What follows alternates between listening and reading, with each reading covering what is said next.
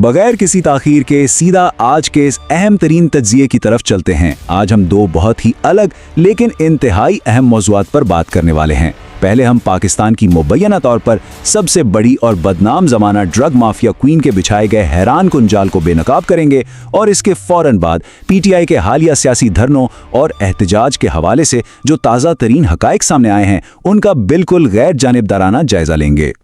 जरा इस नंबर पर गौर करें, 1540, जी हाँ 1540 ग्राम कोकेन और इसके साथ तकरीबन 7000 ग्राम मुख्तलिफ किस्म के ख़तरनाक केमिकल्स। और ये सब कहाँ से मिला? सिर्फ एक सिंगल अपार्टमेंट से। तो हम खुद अंदाज़ा लगा सकते हैं कि ये कोई मामूली गली मोहल्ले का ऑपरेशन नहीं था, बल्कि एक बहुत बड़े पैमाने का धंधा था। तो हम इस पूरी सूरत हाल को 5 हिस्सों में बांटकर समझेंगे। नंबर 1, पाकिस्तान की सबसे बड़ी कार्रवाई की तफसील। नंबर 2, कैसे एक आम सी लड़की मंशियात फरोश बन गई। फिर तीसरे नंबर पर इसका प्रीमियम नेटवर्क। चौथा, करप्शन और वीआईपी प्रोटोकॉल। और आखिर में पीटीआई के अल्टीमेटम की ताज़ा तरीन सूरत हाल। चलें जी, अपने पहले हिस्से से शुरुआत करते हैं, यानी पाकिस्तान में मंशियात की सबसे बड़ी कार्रवाई। यहाँ जो सबसे अहम बात है वो अनमोल और पिंकी के इस पूरे मुबैना ऑपरेशन की बेखौफी और इसका नाकाबिले यकीन हद तक फैला हुआ जाल है। अब ये सुनकर वाकई हैरत होती है कि वो बिल्कुल आजकल की किसी जदीद राइड शेयरिंग ऐप की तरह काम कर रही थी। सोचें, इसके पास 4 मखसूस डिलीवरी राइडर्स थे जिनका काम ये था कि वो महंगी तरीन मंशियात बराह रास्त कराची में 800 से ज्यादा ग्राहकों तक पहुंचाएं। और बात यहीं खत्म नहीं होती, उनके पास half ready mobile labs, ketamine, meth और 8 लाख रुपए मालियत के कोकेन के अंडे भी मौजूद थे। ये पूरा एक चलता फिरता प्रोडक्शन यूनिट था। और आखिर लोग इसे क्वीन या मलिका क्यों कहते थे? इसकी वजह बहुत साफ है। जरा मुवाजना करें, आम सड़कों पर मिलने वाली कोकीन की कीमत उमूमन 8 से 10 हज़ार रुपये फी ग्राम होती है, लेकिन पिंकी की खास तौर पर तैयार करदा गोल्डन कोक की कीमत यकीन करें 4 लाख रुपए फी ग्राम बताई जाती है। 4 लाख रुपए, ये एक बिल्कुल ही अलग दुनिया के ग्राहकों के लिए थी। अब आते हैं अपने दूसरे हिस्से की तरफ, मॉडल से मंशियात माफिया की सरगना बनने तक का सफर।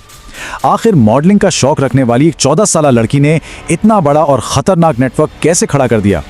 ये टाइमलाइन वाकई रोंगटे खड़े कर देने वाली है। 13 साल पहले आइस बेचकर इस अंधेरी दुनिया में कदम रखा, फिर एक इंटरनेशनल कार्टेल के वकील से शादी कर ली जिसने उससे बाकायदा ड्रग्स बनाना सिखाए। 2019 और 2021 में कई एफआईआर्स कटे, नेटवर्क बढ़ता गया और सबसे हैरान कुन बात, 5 साल पहले पंजाब में इसे गिरफ्तार भी किया गया था, लेकिन मुबैना तौर पर 7 करोड़ रुपए की भारी रिश्वत देकर वो साफ बच निकली। तो ये सब ड्रग्स इतने बड़े पैमाने पर डिलीवर कैसे हो रही थी? ये हमारा तीसरा हिस्सा है, मंशियात का प्रीमियम नेटवर्क। इसके पीछे जो लोगों का जाल बिछा हुआ था वो बहुत ही अजीब और सच पूछें तो काफी खौफनाक था। इस नेटवर्क में सिर्फ आम बदमाश या जराइम पेशा लोग शामिल नहीं थे। इसने अपने सगे भाइयों, खवातीन, मुबैना करप्ट पुलिस एहलकारों, अलमरका कोच के बस ड्राइवर्स और यहाँ तक के विकी, बीबो और हिरा जैसे स्टूडेंट डीलर्स का इस्तेमाल किया। इन तुलबा के जरिए इसने बहुत ही आसानी से बड़े तालीमी इदारों और पोश इलाकों तक अपनी जड़ें मजबूत कर लीं। अब इतने बड़े और फैले हुए नेटवर्क को देखकर जहन में एक बहुत बड़ा सवाल लाजमी आता है।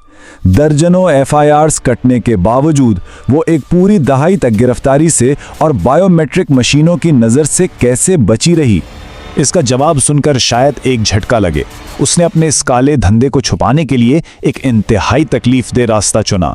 उसने तेजाब और तेजधार आलात का इस्तेमाल करते हुए जानबूझकर अपनी ही उंगलियों के निशानात हमेशा के लिए जला डाले, ताकि कोई भी बायोमेट्रिक स्कैनिंग कभी उसे इसकी असल शनाख्त से ट्रैक ही ना कर सके। अब हम चौथे हिस्से की तरफ बढ़ते हैं, जो है करप्शन और वीआईपी प्रोटोकॉल। क्योंकि जाहिर है सिर्फ फिंगरप्रिंट्स मिटा देने से इतनी बड़ी सल्तनत तो नहीं चल सकती, इसके लिए तो सिस्टम के अंदर तक जड़ें बनाना पड़ती हैं। ये बातें वाकई सिस्टम का मजाक उड़ाती हुई महसूस होती हैं। उसने मुबैना तौर पर उसी डीएसपी से शादी कर ली जिसने कभी उसे गिरफ्तार किया था। एक एजेंसी एहलकार को माहाना लाखों रुपए दिए जा रहे थे।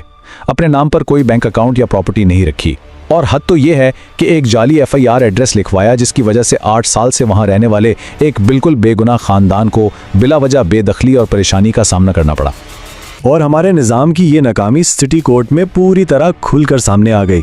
पहले वो बगैर हथकड़ी के कोर्ट आती है, फिर उसकी हिफाजत के लिए सिर्फ मर्द एहलकार होते हैं, कोई लेडी पुलिस मौजूद नहीं। वो आराम से अपने वकील का फ़ोन इस्तेमाल करती है, हुजूम से मजाक कर रही होती है। खैर, इस वीआईपी प्रोटोकॉल का नतीजा ये निकला कि मुताल्लिका 3 अफसरान को फौरी तौर पर मुअत्तल कर दिया गया।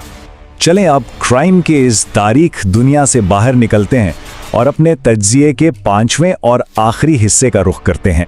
बात करते हैं पाकिस्तान की मौजूदा सियासी सूरत हाल की, खास तौर पर पीटीआई के अल्टीमेटम और उनके एहतजाज के हवाले से जो ताज़ा तरीन अपडेट्स हैं।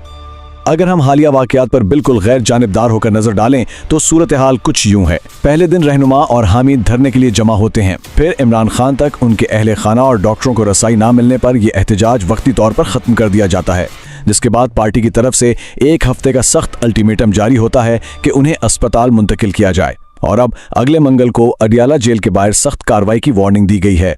इस हवाले से इमरान खान की हमशीरा अलीमा खान का ये बयान बहुत अहम है कि अगर इमरान खान सुहेल आफरीदी के पीछे खड़े हैं तो हम उनके साथ हैं, अगले मंगल को आपको पता चल जाएगा। ये एक जुमला वाज़े तौर पर पार्टी की लीडरशिप के इकट्ठे होने का इशारा दे रहा है और साथ ही अगले मंगल को अडियाला जेल के बाहर एक बड़ी सियासी कशमकश की फिजा भी बना रहा है। तो आज की इस तफसीली बातचीत के बाद एक गहरी सोच उभरती है। एक तरफ हम देखते हैं कि एक मुबैना मंशियात फरोश को सरेआम वीआईपी प्रोटोकॉल मिल रहा है और दूसरी तरफ दारुल हुकूमत सियासी अल्टीमेटम और बेयकीनी में घिरा हुआ है।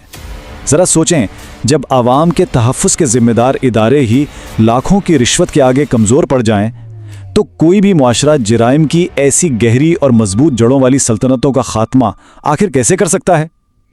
ये वो सवाल है जो हमें एक मुआशरे के तौर पर खुद से पूछने की अशद ज़रूरत है।